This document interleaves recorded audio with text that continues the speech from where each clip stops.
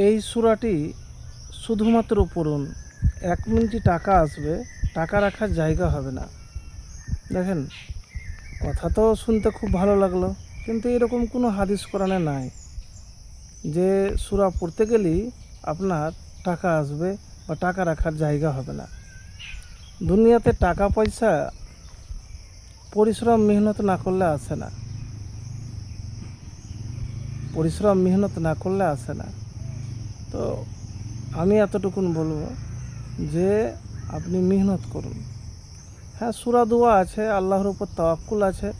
সূরা ওয়াকিয়া রাতে ঘুমানোর আগে বা ইশার নামাজের পর বা তাহাজ্জুদ নামাজের পর পড়বেন নিয়মিত। হাদিসে আছে, রাসূলুল্লাহ সাল্লাল্লাহু আলাইহি সাল্লাম বলেছেন যে তার কোনো অভাব থাকবে না, অভাব তাকে স্পর্শ করবে না। তো সেটা মুমিন মুত্তাকি হতে হবে। তো প্রিয় ভাই, আমি যে আলোচনা করছিলাম যে সূরা তো পড়বেনই, সেটা আলাদা কথা। সূরাতে টাকা পয়সার সাথে কোনো সম্পর্ক নাই। আপনার মেহনত, আপনার স্কিল, আপনার কষ্ট, এইগুলি আপনাকে লাগবে। তো অনেকেই ভাই বলে, অনেক রকম বিভিন্ন ধরনের কথা বলে। তো আমি এতটুকুন বলবো ভাই যে আপনি মেহনত করেন। কিভাবে মেহনত করবেন? খালি মেহনত করলেই হবে না, গাধার মতো খাটলেই হবে না।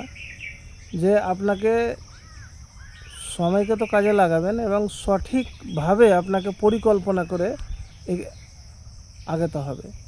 এবং দেখা গেল যে আপনি পরিকল্পনা করলেন কিন্তু প্ল্যান ফেল হয়ে গেল, মেহনত করেও আসছে না, তখন কিন্তু আপনাকে কী করতে হবে?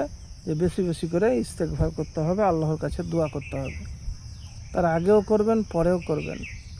দেখেন, রিজিকের মালিক হলো আল্লাহ।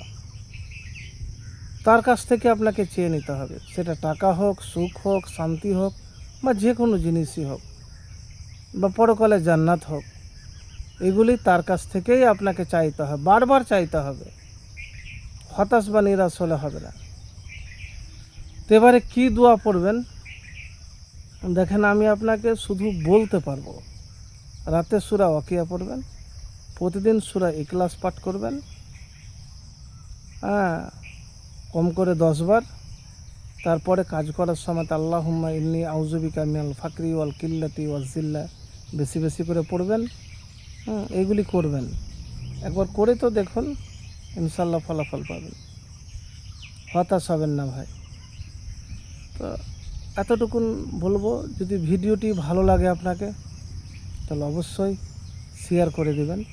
কোনো কিছু জানতে চাইলে কমেন্ট করবেন, আমার সাধ্য মোতাবেক ইনশাআল্লাহ চেষ্টা করব উত্তর দেওয়ার।